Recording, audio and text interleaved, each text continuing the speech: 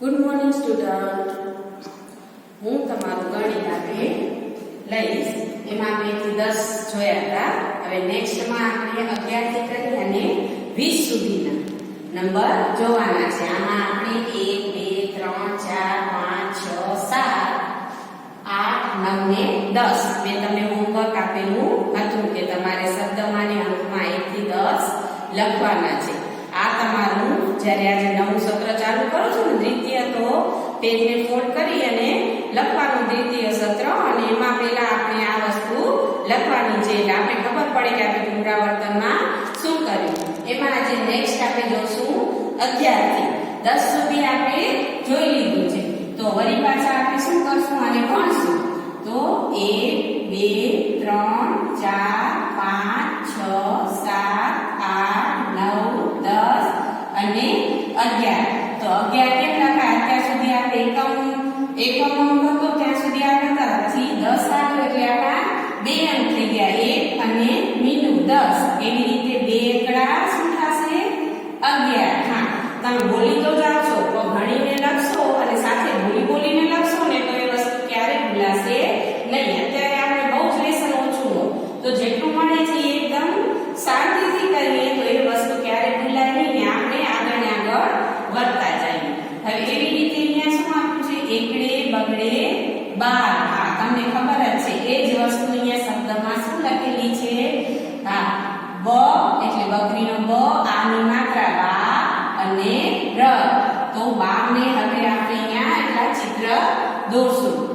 1 2 3 4 5 6 7 8 9 10 11 ને 12. એકડે બગડે 12. મગજમાં રાખજો, એકડે બગડે 12. આ જ રીતે લખવાનું છે ને બોલવાનું છે. એના પછીનો નેક્સ્ટ શું આવે? 12 પછી 13. હા, 1 2 3 4 5 6 7 8 9 10 11 12 અને 13. જો એકડે બગડે 12 થતા હોય તો એકડે ત્રગડે 13. સમજાણું? એકડે તગડે 13. એટલે શબ્દમાં શું લખ્યું છે? તન ઉપર એની માત્રા ને ર, 13. વળી પાછા પિક્ચર છે 13 પછી આવે 14. તો 14 પિક્ચર બનાવશું આપણે. 1 2 3 4 5 6 7 8 9 10 11 12 13 ને 14. તમારે પણ આ જ રીતે કરવાનું છે. ક્યાંક તમારે નંબર લખવાનો, ક્યાંક તમારે શબ્દમાં લખવાનો, ક્યાંક તમારે પિક્ચરમાં લખવાનું, એટલે આપણી મિસ્ટેક થાય નહીં. 14 પછી શું આવે છે? 15. 15 ને એકડે પાછળે 15. એમ લખાય 15. આજે મેં પિક્ચર દોર્યા છે 15 છે, એકડે પાછળે 15 અને એને શબ્દમાં લખ્યું છે. એના પછી શું છે? 16.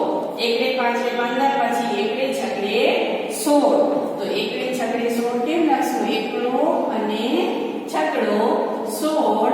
તો 16 ને શબ્દમાં પણ આવી રીતે લખાશે 16. એના પછી છે 17. તો એક આ પિક્ચર દોરશું.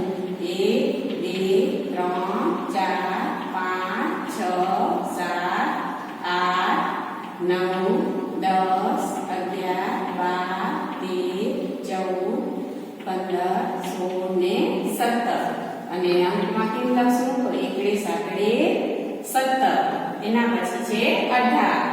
તો એકડે આટલે 18 અને શબ્દમાં લખેલું છે 18. એના પછી છે આ 19. તો એકડે નવડે 19 અને શબ્દમાં પણ લખ્યું છે. આમાં મેં 5 5 ના કર્યા છે. 5 10 15 ને 20. તો 20 એક નવો આવ્યો આપણો અંક. તો એના પછી જ આપણે શીખવાનું છે. 20 આવે એટલે પેલો શું લખવાનો? 2 અને પાછળ મીંડું. બગડે મીંડી